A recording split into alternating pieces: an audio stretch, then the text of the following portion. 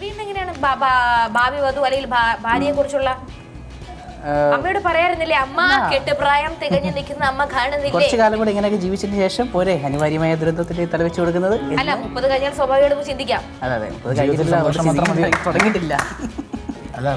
ജീവിതത്തിൽ സുഖം മാത്രം പോരെന്നല്ലേ? അതെ എനിക്കൊന്ന് അമ്മ ഇങ്ങനെ ലാളിച്ച് കൊഞ്ചിച്ച് ഇങ്ങനെ തൈര് സാധോ ഏറ്റവും ഇഷ്ടപ്പെട്ട ഭക്ഷണം ഞാൻ പറയട്ടെ. ചോറ്, തൈര് ഇഷ്ടമില്ല, സാമ്പാറ്, പുളിശ്ശേരി, പരിപ്പ് കറി ഇഷ്ടമാണ്, രസം അതിലേറെ ഇഷ്ടമാണ്. പരിപ്പില് എങ്ങനെയാണ് പരിപ്പ് കറി? ചോറില് നല്ല ചൂട് പരിപ്പ് ഒഴിക്കുക, നല്ല നെയ്യ് ഒഴിക്കുക, പപ്പടം ഇടുക, അങ്ങനെ കഴിക്കുക. ഇതങ്ങ് കഴിച്ചാണ് അങ്ങ് പുഷ്ടിപ്പെട്ട് വരുന്നത് അല്ലേ? കുഴപ്പമില്ല.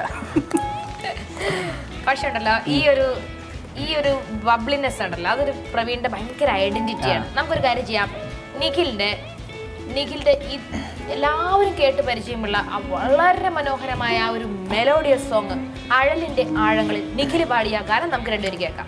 നോവിന്റെ തീരങ്ങളിൽ നിഖിൽ ഒറ്റപ്പെട്ട് നിൽക്കുമ്പോൾ ഭാര്യയായിട്ട് വന്ന് കൈപിടിച്ചെന്ന് ആശ്വാസ വാക്കുകൾ നൽകുന്ന ആ സുന്ദരി കുട്ടിയുടെ പേരെന്താണ്?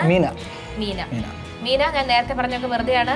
നിഖിൽ ഭയങ്കര സന്തോഷത്തിലാണ് മീനയെ കല്യാണം കഴിക്കാൻ പറ്റിയതില്. ഇത് മൂലം ഈ ഒരു പരിപാടി മൂലം നിങ്ങളുടെ ജീവിതത്തിൽ ഒരു വിള്ളൽ ഉണ്ടാകുവാൻ ഞാൻ ആഗ്രഹിക്കുന്നില്ല.